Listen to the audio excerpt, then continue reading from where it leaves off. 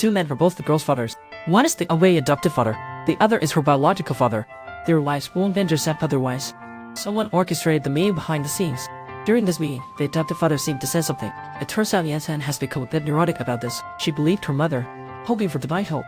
Look closely here, has an injury on her foot, and she's wearing a pair of green high heels. Yansan's mother was to use her connections to transfer Donin out of elementary school. However, Yansan tells her not to anger Donin, fearing she might expose her own situation.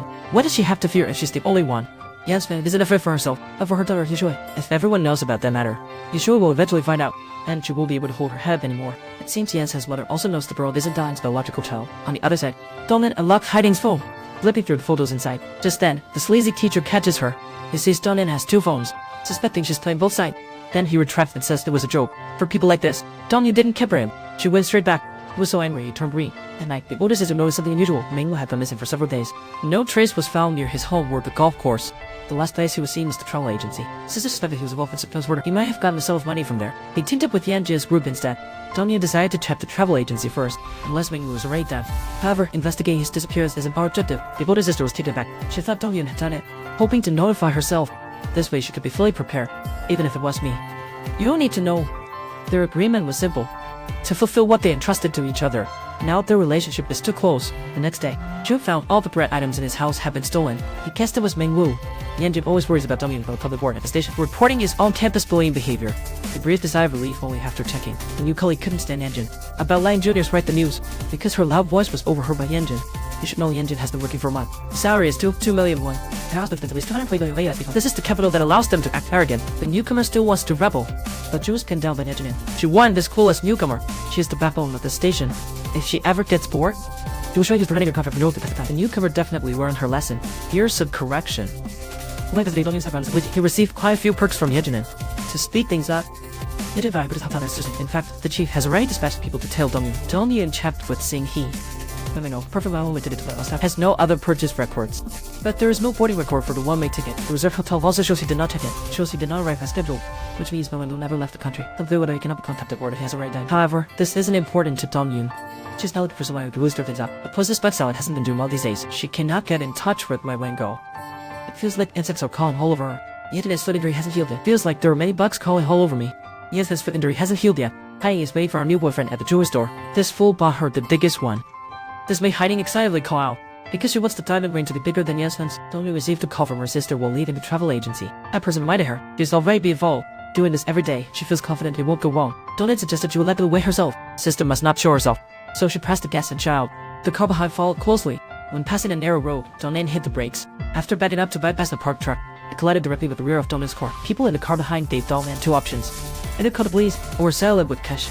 This behavior is extremely unusual. Generally, the insurance company would be called first. If it was a rental car, they would contact the rental company. The man, seeing his two lies exposed, with a guy not tough, Donan suggested selling with cash. So both parties exchanged phone numbers. Ali handed the man the land. Donan arrived at the secret meeting place. He was curious if her sister was following Danjong. Why was she behind her car?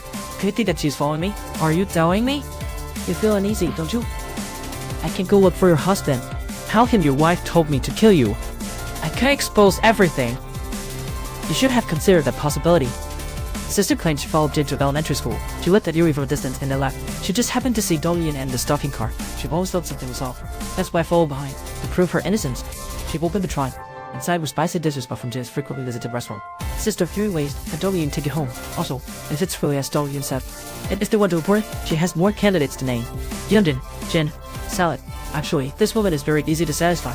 Since collaborating with Dongyu, she started to have dreams. She wanted to have a leisurely meal with her daughter. However, to two conspirators of death, maintain a proper distance? The next day, Jin couldn't reach Young Jin. He also couldn't reach Young What. Waiting speculated that the two of them might be together now. This guy is quite charming.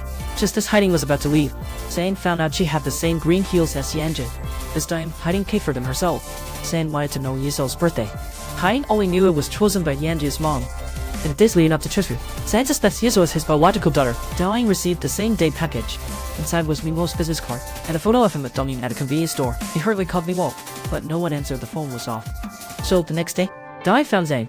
The last time that was 3 years ago. The lovely stated he couldn't find Mingwo. Zane became very anxious upon hearing that. He quickly explained he was also looking for him. Saying this, he took out his cigarette case. Dai noticed this case was the same as his wife Xianzhong's, so they exchanged contact information. Find the person they both wanted to. After Zane left, he dialed Mingwo's number again. He realized this person planned more than just him. because they was afraid Mabel would use Yiso to threaten Dawn at night.